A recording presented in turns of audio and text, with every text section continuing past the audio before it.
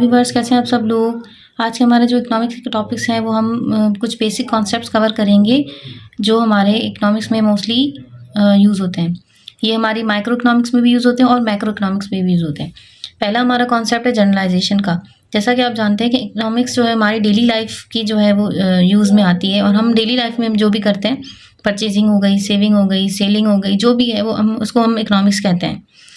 तो इकोनॉमिक्स में हम जो हमारे प्रिंसिपल यूज़ करते हैं वो ज़्यादातर जनरलाइज्ड होते हैं, जनरलाइजेशन की कॉन्सेप्ट पे बेस्ड करते हैं। जिस तरह से मैं आपको एक प्रिंसिपल की एग्जांपल लूँ कि यहाँ पे प्राइस एंड क्वांटिटी के प्रिंसिपल को हमने यहाँ पे लिया है कि एक जनरल सी बात है कि अगर हम जो है वो प्राइस किसी भी चीज़ की डिक्रीज़ करेंगे तो उसकी हमारी परचेजिंग क्वांटिटी बढ़ जाएगी। इसकी डेफिनेशन में भी यही लिखा हुआ है कि price and quantity principle means that consumers will buy more when price falls. तो ये एक जनरल सी बात है कि जब भी किसी भी चीज़ की प्राइस डिक्रीज़ होगी, उसकी फॉल होगी प्राइस, तो फिर उसकी जो परचेजिंग है वो बढ़ जाएगी, या उसकी डिमांड जो है, मैं सिंपल कहूँ, बढ़ जाएगी। इसको अगर हम एक एग्जांपल में लें कि जिस तरह से किसी ब्रांड पे सेल लगी है, मतलब उसकी प्राइस फॉल हुई है, अब हम जो है वो ज़्यादातर उसी ब्रांड को प्रेफर करेंगे क्योंकि उस पर सेल लगी हुई है। हम उसी के जो है प्रोडक्ट्स परचेज़ कर लेंगे on the time of sale. अच्छा, दूसरा हमारा कॉन्सेप्ट जो है वो सिट्रस पैरेबस का है, अदर थिंग्स इक्वल अजम्पशन। ये एक हमारी अजम्पशन है जिसमें हम लोग ये कंसीडर करके चलते हैं कि हमारे जो फैक्टर्स हैं जिन पे हम काम कर रहे हैं उनके अलावा बाकी सारे फैक्टर्स जो हैं वो कांस्टेंट होंगे या अनचेंज्ड होंगे, ठीक है, उनको हम लोग टच नहीं करेंगे। इसकी मैं डेफिनेशन आपको अगर बताऊं तो other things those factors on which we are focusing will remain unchanged. ठीक है, दूसरी जो भी चीज़ें होंगी वो अनचेंज्ड होंगी, इसमें यही बता रहा है। अच्छा, इसकी मैं आपको प्रैक्टिकल एग्जांपल दूं कि हम लोग ये क्यों अज्यूम करते हैं सिट्रस पैरेबस को। हम इसी वजह से ही जो है वो यूज़ करते हैं कि देखें, जैसे हमारा प्राइस और क्वांटिटी वाला प्रिंसिपल जो है उसमें हम दो चीज़ें ले रहे हैं, एक प्राइस है, दूसरा क्वांटिटी है। प्राइस के बेसिस पे हमारी क्वांटिटी पे क्या इफेक्ट पड़ रहा है, हम लोग ये कॉज एंड इफेक्ट वाला फैक्टर जो है वो देख रहे हैं इसमें।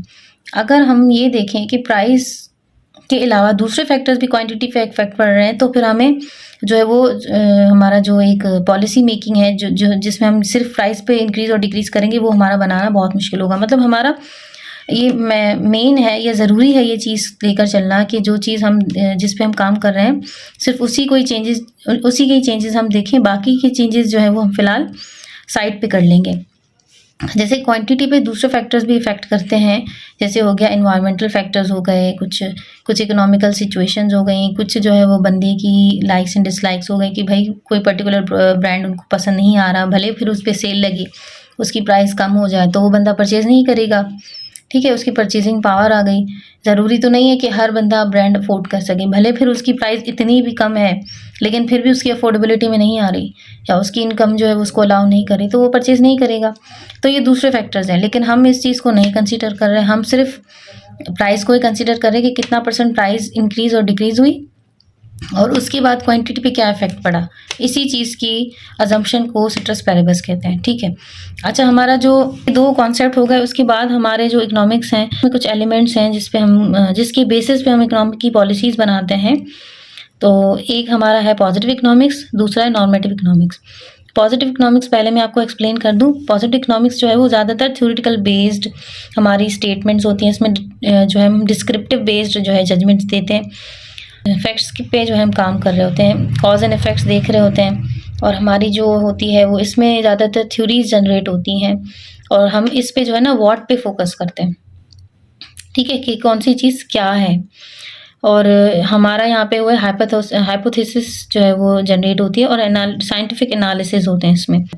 अच्छा, इसकी एक एग्जांपल दूँ मैं कि the employment rate is higher in Karachi than Sukkur. तो इसमें हमने क्या किया, सिर्फ देखा कि क्या है, एम्प्लॉयमेंट रेट हाई है कराची में बनिस्बत सखर के। ये हो गया हमारा पॉजिटिव स्टेटमेंट या पॉजिटिव इकोनॉमिक्स। उसके अलावा दूसरी जो हमारी इकोनॉमिक्स है वो है नॉर्मेटिव हमारी ज़्यादातर जो है वो फिगर्स पे काम करती है, नंबर्स पे काम करती है, और हमें जो ये आंसर्स देती है वो नंबर्स की फॉर्म में देती है।